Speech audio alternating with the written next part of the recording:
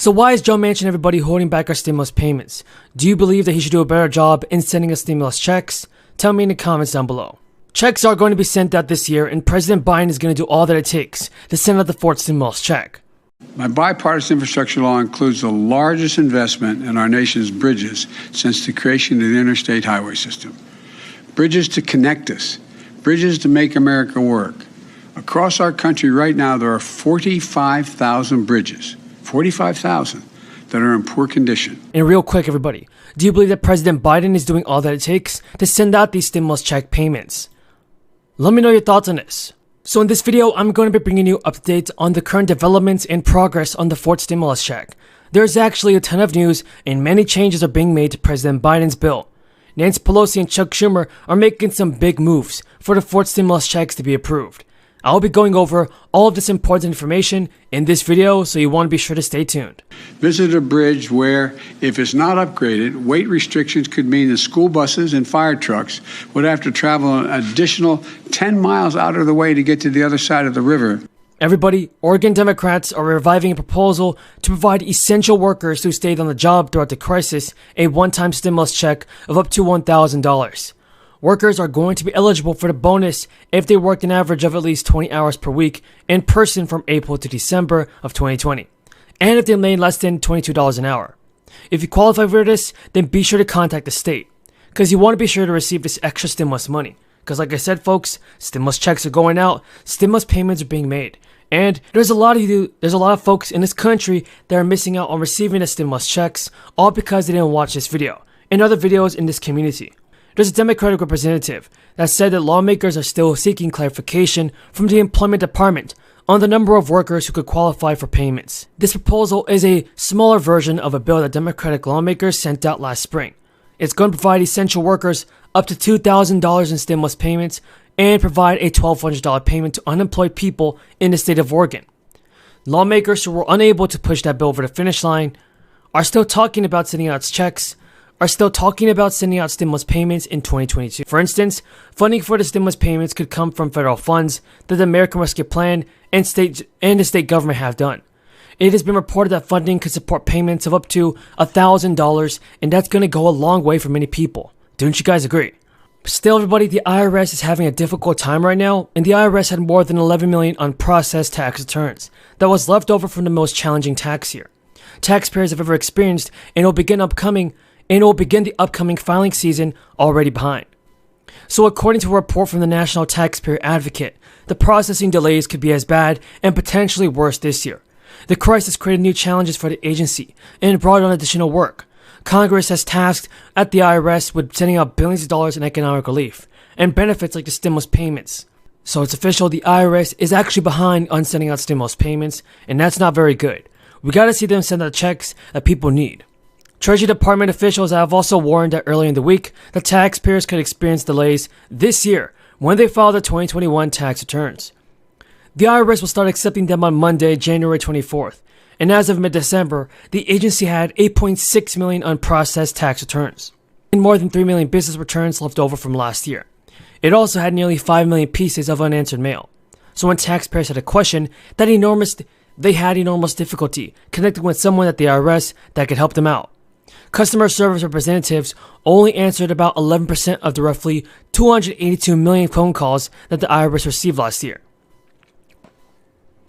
People were asking for stimulus checks and tax refunds, but nobody was able to help them out. And it's very sad to see, everybody. But just know this, President Biden said he is working on this, and I'm going to take his word. I think he's actually doing what it takes. I do hope that he does what it takes and sends out more stimulus payments, because it's definitely going to help many people out this year. Or our national debt. So the idea of lumping Social Security and cuts in Social Security into a discussion about our deficit and our national debt is absolutely wrong, unfair to the tens of millions of seniors and people with disabilities who benefit from that program. As you know, Mr. President, as the American people know, Social Security is independently funded through the payroll tax. Every worker, every employer contributes into that fund. And Social Security today has a $2.6 trillion surplus that is projected, in fact, to grow to over $4 trillion by the year 2023. We, of course, need a vigorous debate about how we deal with the deficit crisis and our national debt.